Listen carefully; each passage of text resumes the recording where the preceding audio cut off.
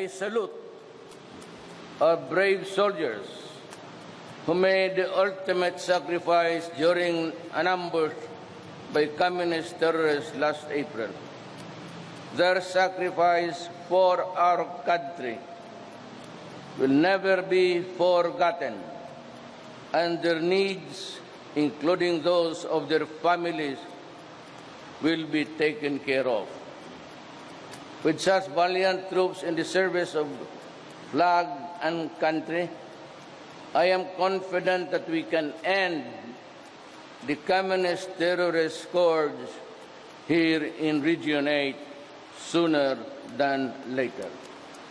That is why I encourage the remaining rebels to repudiate your outdated ideology, abandon your extreme activities, and return to the folds of the law.